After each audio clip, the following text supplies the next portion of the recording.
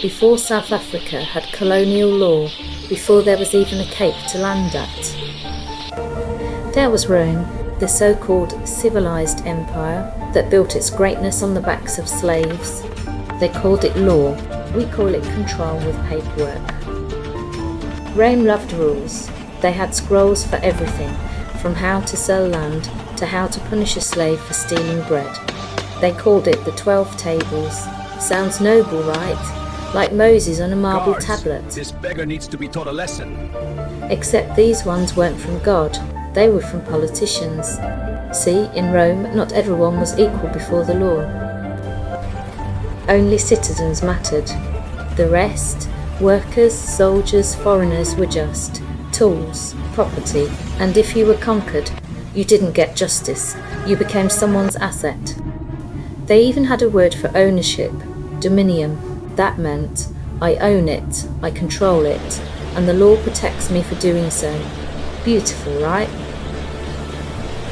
If you're the owner, but for everyone else, it was the birth of a system where human dignity was optional and power was legal.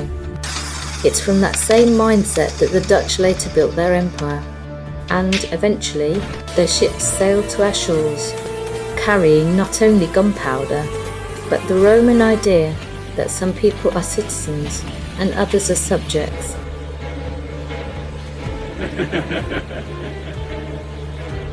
The born frees are still commoners under another man's law, 2,000 years later, and we're still living inside that Roman logic.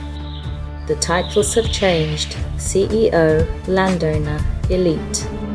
But the structure, still Rome, still empire. Still, the few owning the many. They say, when in Rome, do as the Romans do. I am the native South African, and this is how empire began, not with swords, but with rules. Let's understand them, before they use them on us again. They say, when in Rome, do as the Romans do. But I say, when in Africa, remember who you are. I am the native South African,